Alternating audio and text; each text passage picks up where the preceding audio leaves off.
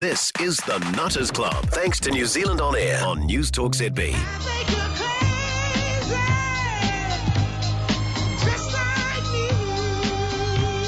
Good evening and welcome to the Nutters Club, the show that has a yarn about your mental health, my mental health, anyone else who wants to, on every Sunday night and Monday morning. My name's Hamish Coleman-Ross, and for the next couple of hours, we're going to have a couple of larger-than-life personalities in the studio. They have pretty much already upset the entire News Talk ZB newsroom. Joe Gilfillan was not looking impressed. But Joe, it's all right. I've got them under control now. They're in the soundproof room. But before I introduce them, I'll bring us in our nutcracker this week. She's a nurse practitioner. We've had her on the show a few times before. Anna Elder. Anna, good evening. Good evening, Hamish, and everybody listening. How's everybody going? I think we're going quite well. Thank you for being here. You're welcome. Okay, we've got two guests in the show tonight, and one of them, you might have seen him on Facebook. He's pretty famous. I stumbled upon him a few years back, actually. He's from Geraldine, and his name is pretty unique.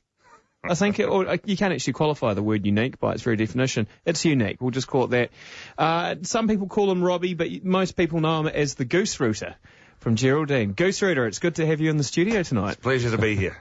It's a long way from home, and when you look at it, sort of pleased to be up here, away from all the weather down there. But it's a bit of an honour to be here. So. Fantastic. Well, look, thanks for being here, man. We're looking forward to getting your story.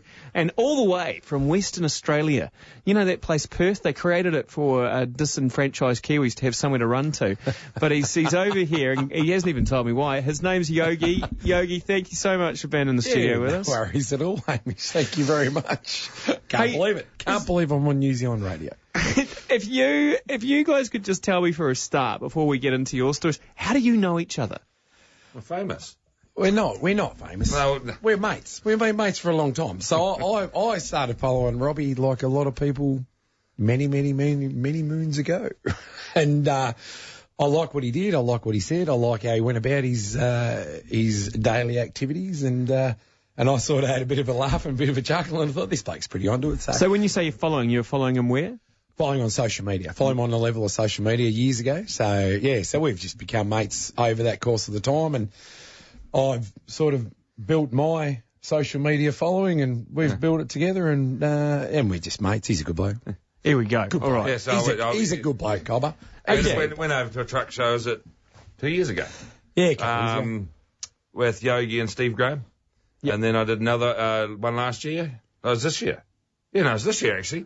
And I thought, no, it's about time he returns the favour. So he's over here. So him and Sludge come over for the Turners Truck and Machinery Show. It's like, yeah. Okay, so you're both in the trucking business, basically, yeah. Right? Okay, that's how you know each other. Brilliant. Okay. Well, all truck drivers are mates. Yeah. There we go. Truckie's toothpaste. That's another name for Coca-Cola. I know that much. Oh, yeah, that's good. Well, we can talk about that's dead right. We're going to talk a bit about the trucking lifestyle, because, you know, the loneliness of the long-haul truck driver is definitely a reality. But look, let's kind of get to know you guys first. So, you know, Robbie, tell us a bit about yourself. Has Geraldine always been home? Yeah, born and bred around Geraldine. Went to Geraldine High, Rakapuka College, depends who you're talking to as to whether you want to sound a bit more upmarket. Born and bred around Geraldine, went out working dairy farms, and left when I was about 16 and a half, and a couple of different jobs. Started doing the maintenance on the farms, and then it just got to the point, oh, hang on, I can do a good job with crap gear. What can I do with good gear? So I went out brought myself some good gear and called myself an engineer.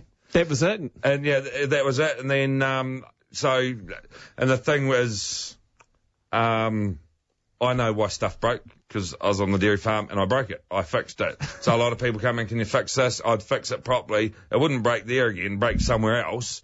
But it was good. But I knew the strengths of it. And it's just, being out there and doing it, seeing why it broke, being able to fix it. And that was quite good. And then when I was with the fire service, I got my Class 2 licence to be able to drive the tanker mainly. And then looked at my licence, time's up. So when I got Class 4 and didn't think much of it. Well, time's up when I got Class 5, was out doing the maize season for a trucking company for a few years. And then they needed a driver up in Taupo. While I was up there, I got a text message, I be at the boats at 10 o'clock. 5 to 10, I got a, photo. This is why boats aren't on the trailer. They're on their side in Blenheim. When I eventually got home after, the week that turned out to be a hell of a lot longer, they said, can you fix these trailers? Yeah, piece of cake, took them down to Ashburton, fixed them. But while I was down there, 2 of the mechanics left. So I carried got on. the call. Yeah. So look, just tell me though, because you say you called yourself an engineer. Don't you have to go to university to be an engineer? I have. We've just been having this conversation today at the truck, Joe, with several people. There's people I know out there that's really good mechanics, engineers, auto electricians, no qualifications. Yep. And then I've seen the people out there with qualifications, and they couldn't weld to save themselves. So you're a practical engineer. You taught yourself. It's like Kiwi ingenuity at its best. Fantastic. So- Well, that requires a hell of a lot of intelligence, to be fair, because, me and Anna couldn't just go and weld together a truck if we broke it, could we, Anna? We could try, but I don't think it would like be drivable. No. So does that mean I'm a freight destination engineer? You're getting too political now, mate. You can do whatever you want to be. That's dead right. So take me back I want to go back a wee bit there, Gooserooter. When you're growing up in Geraldine, because if you have never actually seen Robbie in real life, he's large. When I say large, he's a big man. He's tall. 6'4". 6'4". It's all in proportion. But he is big. You fill a room in the best way possible, right? So were you always a big kid, like when you were younger? Pretty much. Yeah. But I was tallish, but skinny. Now I'm just taller and yeah. And with a wonderful, more fuller physique. Yeah. That's the lightest way to put it. So Gorgeous. When you're that tall, especially when you're at school, you sort of become a bit of a target on yourself, don't you? Pretty much. What was that like for you? How did you got bullied and that sort of thing, and sometimes you just take it, me and Yogi been saying sometimes the best way to deal with things is just not care. Yep. And that sounds harsh, but it's just if you let things get to you, they just build up, and that sort of the bullies had the drawing pins rolled up in the newspaper chasing all us ones round, and the tables turned when I tackled one of them and got it and started chasing them around with it. That was it. That was the end of it. They thought, hang on, no, we can't pick on him anymore. So it was wee bit bit different. When you talk about things building up, though, have you had that experience in your life? Have you had it where things have got a bit overwhelming for you? Oh, absolutely. And that's, like, I remember, years, I've spent years on the dairy farms managing and that sort of thing, and out, trying to do maths. I was never overly good with maths at school. And, working out, dry matter for the cows, and, we want this much grass and this much silage and that sort of thing, and just having a meltdown out in the middle of a paddock.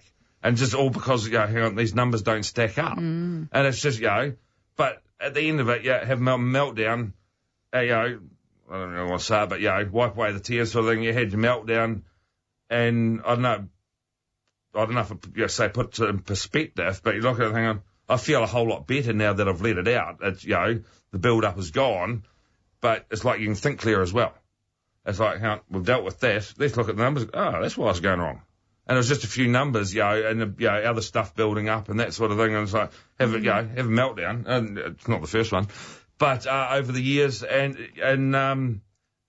let it out. And that I actually find that's the easiest way to deal with it sometimes. Very good practical advice from a practical engineer. We're going to take a break. When we come back, though, we'll keep on talking with Gooserooter and Yogi, along with Anna and Elder here in the Nutters Club. Back soon. The Nutters Club on News Talk ZB. Welcome back to the show. My name's Hamish Coleman-Ross, and in the studio with me tonight I've got Anna Elder, she's our nurse practitioner, and Gooserooter and Yogi. I'm never going to get sick of introducing you guys I think we need tonight. nicknames, Hamish. I feel really boring just being Anna. Oh. Can we call me something else? We'll have to think of something over the next few Annabelle. bit. Annabelle. Raggedy Ann, that's what my dad used to call me. Yeah, did your dad just call you Raggedy Ann? Yeah, because on a Saturday morning I looked so raggedy when I got out of bed, so I was Raggedy Ann. We'll have to use our imaginations as to why that could be, Anna. Anyway, so look, Gooserooter, I'm just coming back to this because, you talk about the idea there that, when you got overwhelmed with things that you just let it out, that you let that be the way. But your humour and the way that you do your videos, is that another way of letting something out for you? Sometimes it is. Sometimes you've just got to say it as it is, and I'm trying to do it the best politically correct way of doing it with the least amount of swearing, but sometimes it just comes out. But yeah, you're right. That is one way of sort of venting, so to speak. And there's like I've done a lot of videos, can't put that on Facebook, so I just delete them so I don't get. So if I do want to put it on Facebook, I've actually got to go do it again. But it's just another avenue. But and to explain it in a layman's term, truck driver's term, and it's help Yogi out. He doesn't understand. Yeah, that's right. Yeah. Just to explain it the simple way. And when I was engineering, it was called basic engineering. That's all I wanted to do. And a lot of people come in, you want this, this is how we don't want. Basically, we want this. Oh, geez, I love that word. Basically, I want this. Yeah. Come to the basic engineer. Easiest, simplest way to explain things, So, what I want to know though is when you're making those videos, what are you thinking? What's kind of your process that you go through? Half the time they're overthought. Right. So, I don't know. It's just sometimes it's just I'll get on a roll and it's one thing after another. Sometimes they're just different sayings that I've heard over the years, and I remember this and I remember that, and then I'll sit down there, I'll write out bullet points, punchlines, whatever you want to call them, and I'll try go as much as I can off the top of my head. But there's the odd time I've a wee bit of a script. But to me, it's just getting that's a good point. That's a good point. Good points about different things, but then we'll do a video on one specific topic sort of thing.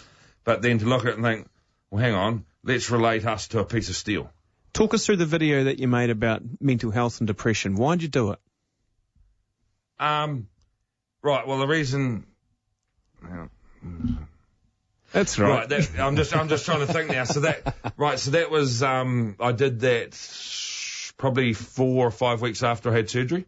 So I've had surgery on my knee 4 times, three times in the last 2 years. And it's just, constantly failing. So it's one of those things, some days I get, feel good, want to get out of bed.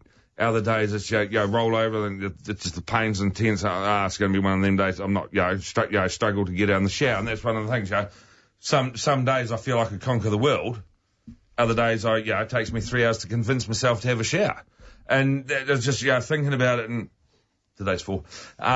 Just thinking about it, and then, other sayings, that sort of thing. All right, well, I'm going to do this, this, and this. And, sort of put it in an order that makes sense. I mean, you don't want to, start the alphabet and go A, Z, B, I don't know the other one besides Z, but anyway. And that sort of thing. I want to, try and you have a program here that's sort of somewhat, formulated, got steps to it, as opposed to just doing, something about, depression and then something off the scale sort of thing. It's just, sitting there thinking about, right, well, this is the order I want to try and follow, and just do it. So you had your knee going on. Yeah. And what was causing you to feel what you were feeling at that point with the knee? Was it just because of the pain that you were going through with it? Just mainly a lot of it was the pain. And the pain of not being able to get out and do what I love doing, fixing trucks, driving trucks, jumping out in the tractor and that sort of thing. And it's, some days you feel that, conquer the world. And other days it's just, I want to be out doing what I've done for the last 15, 20 years and just not being able to do it. Mm. So for people who haven't seen the video, what did you cover off in it? What was it that you were talking about? I should have done some homework. It was basically about mental health and depression. And it was, I'm just trying to, put me on the spot there. I should have. It's okay to be not okay. Yeah, that wasn't. Yeah, that's right. And so it was about depression, but it was just about knowing your worth as well. And in that particular one, I had a piece of steel which was off my hydraulic press. Piece of steel's worth $5. You turn it into washers, it's worth $20. You turn it into springs, it's worth $100. You turn it into cogs for a Rolex watch, it's worth $1,000. And it's like, know your worth. In the right environment, you're worth more than, in other environment sort of thing. And it's just, trying to put the basic, simple, turn it into an analogy of life that people understand. And it's just, I don't know. What was the response like? last time I looked at that video, I had 40,000 views on it. I'd lost count of messages that I got from people. Thanks for talking about it. Thanks for speaking out. Loved your video. I was a video message I got from one guy. So I'm just stuck in a traffic jam. Video's just popped up. I've watched it. Good work. Well done. Top job. And he was in Louisiana, America, stuck in a traffic jam. And I thought, well, it's not big views, like 40,000 last time I checked, but I wasn't doing it to get, views to be famous like Yogi. All I was doing was just to put my, Easy. all I was doing it was just to put my feelings out there, to put a face on it that people can relate to. But that's so empowering. I mean, I was just thinking the other thing that you probably have been struggling with is hope, right? I mean, when you've got a knee that's failing 4 times, you're living with a level of pain, and that's probably making what you do, which gives you a great sense of worth with your trucking, hard to do. And so you make hay while the sun shines, and you find another way to create worth and value. Yeah, well, that's right. And like a lot of people over the years have, recently have said, you're not doing the funny, stupid wee videos that like I used to. Sort of got a bit more serious. And I thought, well, that's where I explained to them, I haven't worked for 3 years because of the knee. And okay, I didn't realise that. But I want to be out there doing it. So I just, suppose focusing my energy into something different, just to, I won't say break up the boredom of home, but I'm doing something, I'm achieving something. Yeah. Well, I would say also too, the reason why your videos are not only, funny, but the reason people like them is because you're real. You put yourself out there. You're the genuine article. Yeah, you're like this 24/7, aren't you, Gooserooter? Camera's not going now. Hey? It's recording, though. Yeah, you have a podcast. You can just flick it up. Okay, well, sweet podcast. I've got my own podcast going. Now put me off. So the question is there, though, do you find that hard? Do you find it hard putting yourself out there? Because, it's great that people like you, but they could just as easy not. To be fair, we've had that over the weekend. Yeah. There's people, Yogi's the same. There's people that like what we do. There's people that hate what we do. Yeah. And the 1 in 10 rule, isn't it? yeah, that's dead right. 1 in 10. 1 in 100, hopefully. 1 in 100. No, 10, we're all good with 1 in 10. Don't matter to us. No, it's dead right. It's like I've said along the way, where there's livestock, there's dead stock. Where there's people that like what you do, there's people that hate what you do. Yeah. We got sidetracked, thanks, Yogi. Please repeat quick. Yeah. That's all right. Repeat the question. I'll do you one better. We're going to take a break. This is the Nutters Club on News Talk ZB. Welcome back to the show. My name's Hamish Coleman-Ross. In the studio with us right now, nurse practitioner Anna Elder and the Gooserooter and Yogi. If you're wondering if you're listening to... good at it. If you're wondering if you're still listening to News Talk ZB, you are. The Nutters have taken over here in the Nutters Club tonight. Hey, Yogi, you've been very patient, very quiet in the corner there, but I did want to get to know you a bit better here. So look, tell us a bit about yourself. Where in Australia do you live? Where did you grow up? I grew up in a little place called Gippsland, which is a little bit like New Zealand. There's dairy cattle and there's green hills and there's skinny roads that have got roadworks that have been there for 10 years and all that type of stuff. So we're pretty fortunate where I've come from, and now I live in a little 5 acre plot out in the middle of Western Australia, so in the southern part of WA. And how long have you been in trucking for? Only 23 years young at it, so I've still got a few years to go. Yeah. Now, Australia is a big country, and so truck drivers there, they probably do some pretty mean miles, do they? Yep. When I go away, if I go away from home, I probably go away for about 2 weeks, so you don't come home for 2 weeks, so I've got mates that go away for months on end. Well, not at that point in my life. I don't need to go away for months on end. I kind of like to be at home. I'm sort of 43 years young as well, and I've been doing this for a little while now. I kind of like the home life. I've got 2 great kids and a lovely wife, and I like being at home. But to a certain degree, I'm quite an out there person, but I actually love doing what I do. I genuinely like being out in the middle of nowhere and just driving trucks. So tell me, have you driven the road trains? Yeah. Because they're amazing. Yeah, they're hard work. You got to count. There's a heap of tyres, and it's a long way to walk to the end of a 56 metre road train. It's hard work. Trains are hard work. But yeah, we've done trains, done triples, done doubles, done done it all. I've done oversize. I've pretty much carted just about everything that you could cart, I reckon, in my short time. But I am classified as young. The average age of truck drivers in Australia is 55. Oh, wow. So I don't get any respect. I'm going grey and and bald. Yeah, and bald, grey and bald. So I will get respect in the next sort of 5 years, I reckon. Is that part of the initiation to be a real truck driver? Once I turn 50, so I've got 7 years to go. Once I get to 50, I think I'll be sort of, you're doing all right there, son. And Yogi, have you been on Outback Truckers? Because that program is amazing, and they always make it really sort of suspense-filled. Is the truck going to get there? Is the giraffe that they're carting going to live? I've only been on Outback Truckers for 6 years. Have you? Yeah. Did we not fill on that bit of I didn't hear that. I'll have to tell my son. My son sits and loves that program. Yeah, I thought that you were segueing into that part, Hannah. I thought, she's very good. No, I'm also psychic. I didn't. Yeah, okay. I'm psycho. So I guess I've always been passionate about my industry, which is transport and what we do. And Outback Truckers give me a boat to row as such. So here we are rowing it in the... I thought they gave you a truck to drive, but, you know. Well, look, we're all about that. That's a Kenworth to push. Yeah, that's right. And I do like to push my Kenworth. I'd rather push my Kenworth than drive something else. So, when you talk about that and we think about the geography of what you do, so long hours, long time away from home, away from friends and structure...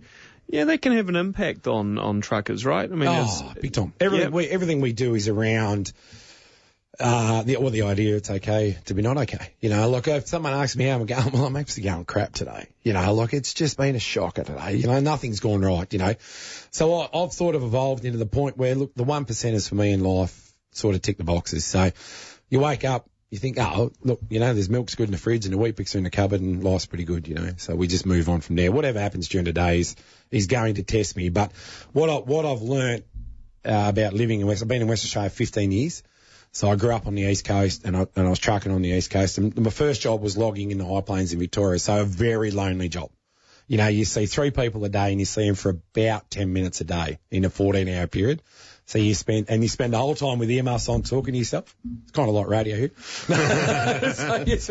So you just talk to yourself the whole day. So some days are diamonds and some days are rough, So I've done that for 25 years. I've never actually had a proper job as such. I've always been on contract. I've always worked for myself, always been, self-motivated. So you got to get through the darker days. You got to just get to that point and go, look, Robbie said, you got to get out of bed. Sometimes you don't want to get out of bed and sometimes it's hard to drag yourself out of bed. But realistically, get up and if the milk's in the fridge and the coffee's good, we're going to have a good day. What does a darker day look like for you? Being self-employed, I think if there's people out there listening that are self-employed, you put a lot of focus on yourself to achieve. So probably, darker days. The only thing we get sort of stressed about now is money and not having a job. Realistically, you've got to that point in your life that you should be able to function in society with a job. Like it was probably 3 Tuesdays ago, I reckon I woke up and went, I actually don't have a job today. I don't know what I'm going to do with myself. So I failed life miserably today. It's not going to work. It's all over. Sell the truck. And how do you turn yourself around from that? Well, I don't know. The phone rings. There's generally 30 phone calls a day. The phone rings, and then you do some bookwork, and then you go outside and scratch the dog, and you think you're outside in the shed doing something, and you don't actually achieve anything. But you've given yourself self-worth, or you've given it something to fire in the belly and to go again.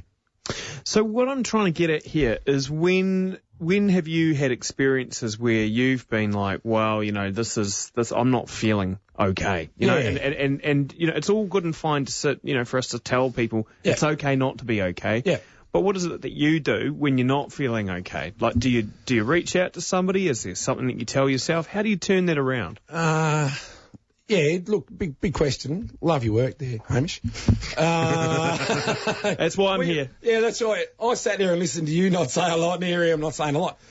I honestly don't know, but what I've learnt in myself is to back myself. No one's going to help me out in the desert. No one's going to help me out there. So, and Western Australia has taught me to be very self-reliant. So, I remember one day, I was only explaining this today. I was jacking a tyre up out in the floodway in Western Australia and it was like 50 odd degrees. And I'm jacking the tyre up and the bitumen or tar seal I'm onto it here. The tar seal is lifting up with the tyre as I'm jacking the tyre up. Now, I'm lying under this trailer. I'm in the blazing heat thinking, I just don't need to be here. You know, like, how do we get to this point? No one's going to help me out there. No one's going to care. And everyone else does it. So just do the job. Finish the one job. If the job gets too much, pull it back a cog, finish it later. But you've got to finish the job. You've got to get something done. So for me, back yourself. Do something that is worth for you. You know, look, if you make a good coffee, make a good coffee. Keep it simple. Like, I don't overcalculate things ever. So you're talking a lot about where your focus is at, Yeah. choosing where your focus is, and sort of being willing to put up with some of the stuff that might be flying around the background, but choose where your focus is and keep it with 100%. What matters. Yeah, keep it simple. Like, don't overcalculate the situation. Don't just, if throwing the ball to the dog's a good idea, go and throw the ball to the dog. Like, you know, realistically, like, I don't get it how you can get consumed in your own thoughts. I understand all that, and, you know, well, they call me Yogi because I've got 10 bears in my head, so me and the 10 bears are all happy as we float around in my head. So some days all the 10 bears are on the same page, some days 6 out of 8, 7, you know, who knows where the other 3 are. But I don't know, but what I've learnt spending so much time by myself is to just back myself. Good advice. We're going to take a break. When we come back, more from the Gooserooter and Yogi here on the Nutters Club. And I think that's it. That's just the Nutters Club back. Here we are. I'm Hamish Coleman-Ross. In the studio with me as I speak is Anna Elder. She's our news practitioner. And our guests tonight, Gooserooter and Yogi. Yeah, exactly. I'm loving it. I just love it. What have you wandered into? So, you know, like, Yogi, I guess the fact that you've sort of got this profile that you got through doing the TV show and people following you on social and stuff, you know, do you kind of have this duty of care for some of the other truck drivers there? Like, do people come and talk to you about sort of some of their things that they're going through? Yeah, look, if I was 16 and had me available through social media, I'd be pretty stoked. Like, we're fairly open, aren't we? I didn't know where that was going to go. If I was 16. And... You know, like, when I was growing up as a teenager and, you know, loving trucks, I spent every minute of the waking day with the old man in the truck. So if we had someone that's achievable now through social media. So social media is crap on so many levels. But it can be used for good. But it can be used for good. So I think social media is a big demon in a lot of people's worlds. I don't sit down and study it. I think a lot of it is fake. But, you know, we've got a big social media audience, you know. So yeah, but we're approachable, you know. Myself and the Gooserooter are both approachable sort of people, and we can help, and we're happy to talk. And yeah, well, I mean, look, we use it for good in the way that we can here on the show too. I mean, we get messages through the Nutters Club Facebook page on a daily basis. You know, people asking us just for a bit of advice or help where they think that we can. And you know, it's something that you do. So do you get people ever asking you that? Like, Gooserooter, did you get any of that after, you know, you put on your video? I got heaps of it. I've had phone calls, messages, you know, what do I do and, you know, how can I help myself and that sort of thing. And you should look at it and think, I don't know this number. Do I want to talk to them? I've really got enough stuff, you know, going on my own plate sort of thing. No, it could be the difference between making or breaking someone's day. And, you know, sometimes, you know, we'll have a bit of a yarn, you know, they tell me, you know, this is going on, you know, got any suggestions, what's the best way? And just sit there and you sort of think, you know, listen to them, think about it, well, and a lot of, you know, one of the exes said to me, oh, well, it always goes back to you. It always goes back to you. And most of the time, yeah, well, it did, because this is what I did, and, you know, and this is how I dealt with things. Because you care. You care. Well, that's why you do it. I care. But, I lost my train of thought.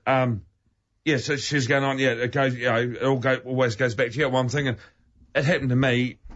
This is what I did. This is what happened. This is how I fixed it. And then you say that, you know, listen to people and said, yeah, well, I had this sort of similar thing going on. This is what I did. This is how I got around it.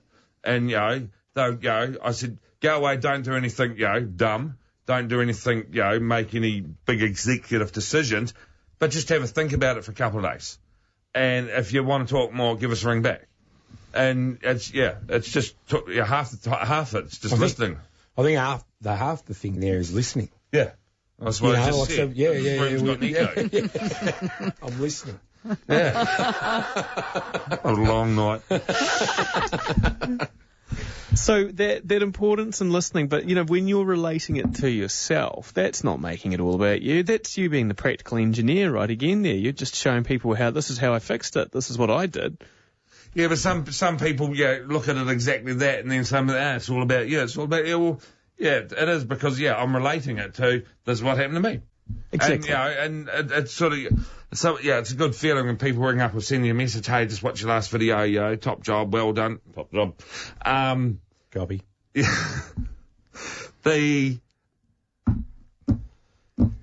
It's the same thing for Mike King, who's the founder of this show. He puts those things out there, he relates it back to himself, and it helps people be able to see themselves in it. And you do exactly the same, Gooserooter, and you as well, Yogi, and it's kind of where you can, when you share your story with people, it can really help them bring home. I think that's half of it, is actually sharing your story. Yeah, I think we're normal people.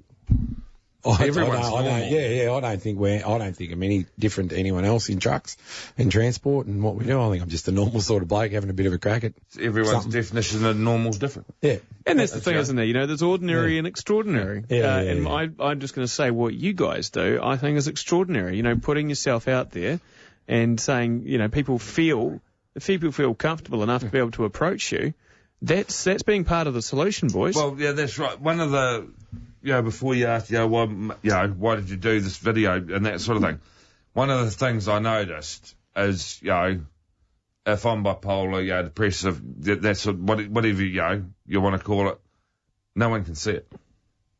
But when I was on crutches for a couple of months, there's a scar 8 inches long down the front of my knee, everyone could see it, we're wrapped up in bandages, everyone could see, well, shit, he's got a scar, he's done something to his knee, he'll be in pain.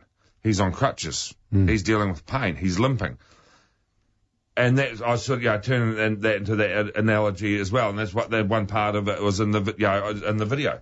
You can't see mental anguish, mental pain. The internal pain. The internal pain. But, the moment I, would walk along on crutches or, 8-inch scar across my knee, hang on, there's something wrong with him. Something wrong with his knee. But, they can't see that in internal pain and suffering. And that's why, and part of the video, it's like, I basically said, well, we've just said here, I'm on crutches. People can see that, he's hurting.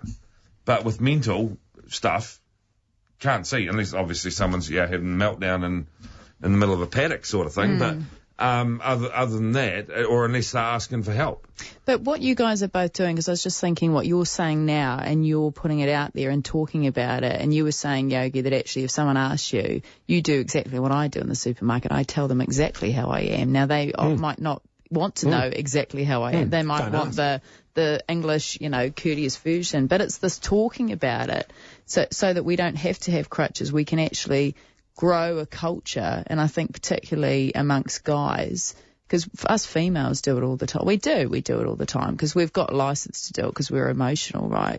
So we've got this ability to talk about how we're feeling. It's almost expected, but it's not the case with guys. So it's so awesome because that you're changing that. It's because it's, as man, to be manly to not talk about it. And what you just said, I'm trying to think, I haven't got it on me. I was actually given a sticker today. I can't remember the exact words of it, but it was basically, it's okay to not be okay, and it's, I can't think of the exact words, but it's okay to not be okay, but it is manly enough to talk about it and say you're not okay. And some woman that came up and seen me, I love your videos, blah, blah, blah. She gave me one of these stickers, and I actually didn't think to bring it in with me, to be fair. But, it's out there talking about it, and, Nice. Yeah, see, but I love to talk to people. So if I say that to people, I want a genuine response back. I don't want, oh yeah, that's grouse, like yeah, I'm all good. And they go off and do something irrational. Like, you're not all good. I've given you something out of my sleeve here. Bring some sleeves back. Put it out there. I'm all good with it.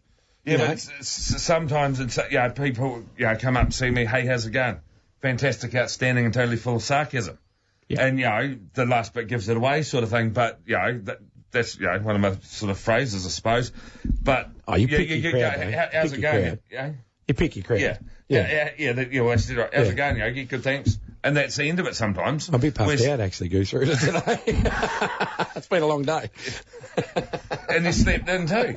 So, just shoot. some people, how's it going? Yeah, good, thanks. And that's it. Where other people you just sit here in a group like this and sort of not play, roundabout ways, play 20 questions. You start, talking about this and then talking about that, and then people start to open up, and then, 20 questions down the track, they're, having a complete meltdown. And some people will just open up, and then other people, you got to, won't say play the game, but you've got to, encourage it out of them. Yeah, it's one of my, like, because we truck driving, we've discussed this loneliness that we spend all the time. I reckon there's only about 13 types of people in the world.